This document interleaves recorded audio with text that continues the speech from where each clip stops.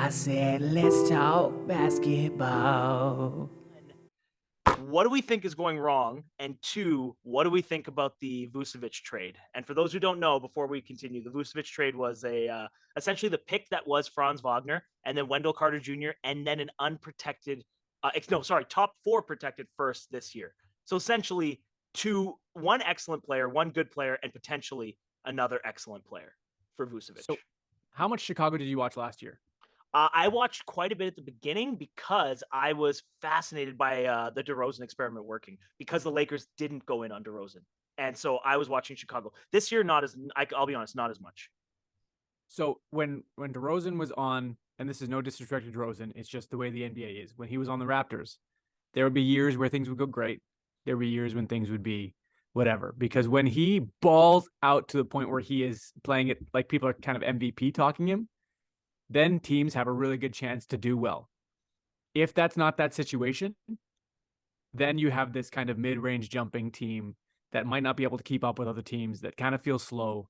He's got so much stuff to carry by the way he plays basketball.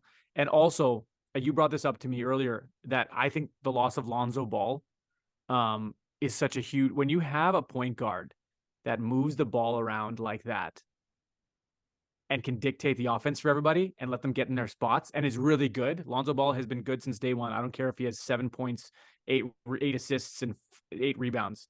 The way he plays basketball is so conducive to playing with stars because they must love playing with him. Like a Josh Giddey who just makes sure everybody gets involved no matter what. 100%.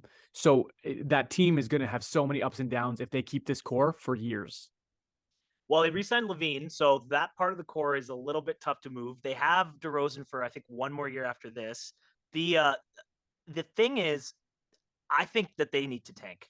I think that the decision needs to be made early. There is a Bill Simmons from his podcast, shout out to Bill Simmons, brought up a great trade machine trade that I wish I had thought of, which was Vucevic and DeRozan to the Lakers for now you're going to hate this, for Russ, and both of those Lakers picks, but unprotected. And the reason I think that works is Lonzo, we just got the announcement yesterday. Lonzo's not any closer to coming back this year. So we probably want to pretty soon call this a lost Lonzo season. I think you'd probably agree with that, right? Like from that kind of injury. So that sucks. At that point, do you rather kind of be middling, or would you rather just have one bad year? And who knows? Let's say a lottery ball falls in your favor.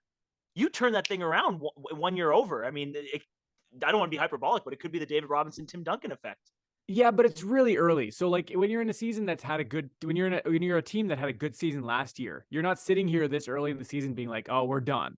We're out. Yeah, you're going to believe. I agree. I was thinking more the management needs to kind of decide that, because the players aren't going to. I mean, if we go through the East, obviously they're not going to pass the Celtics, Bucks, Cavs in the standings, right? So they're kind of in that next tier of teams, but I don't know what's wrong with them. Like, I would say the Heat are better. The Raptors, if they can get their health back, are better. The Nets kind of seem to have figured stuff out. The Hawks are better this year.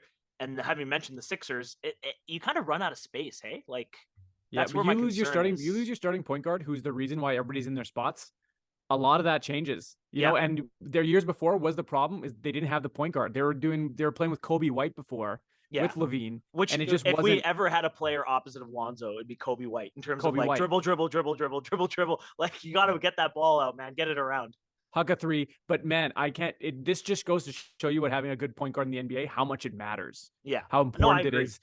And defensively, you actually brought this up before too. How defensively he's so good. He's so long. He's such a good defensive player on the wing. Everything I want in a point guard when I have shooters around me is what Lonzo has. The thing that I loved about Lonzo is he went to the lab to fix his 3-point shot. Like, he had a horrendous shooting season the previous year with the Lakers before he turned it around. And I love that about him. Like, a guy knows what he knows and he knows what he doesn't know.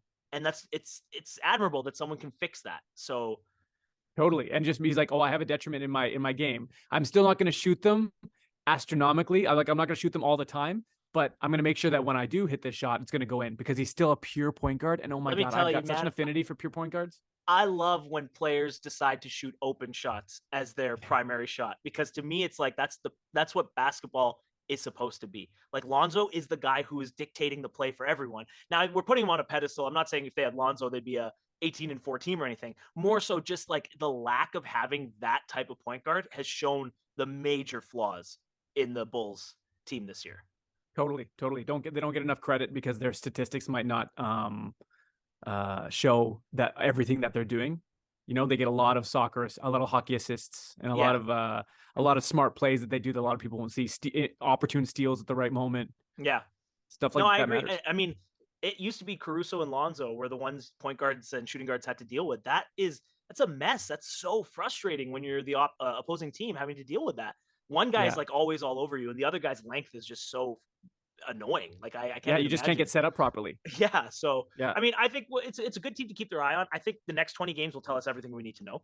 Right? We're 20 Yeah. games in. This is kind of the put up or shut up, which is why I'm so scared for the Lakers. Like I wish they won a couple more games before, because this Yeah. month I'm not excited to watch Lakers basketball this month. But like we said early on in the season, like early on, we're gonna have all these crazy storylines. Oh my God, this is going crazy, and things are starting to even out a little bit. Yeah, it regresses to the mean. You were it right. regresses to the mean always. And then when we get to All-Star break, that's when we'll be like, okay. And then after All-Star break, a couple teams we didn't expect are gonna have a great second half, and some are gonna fall.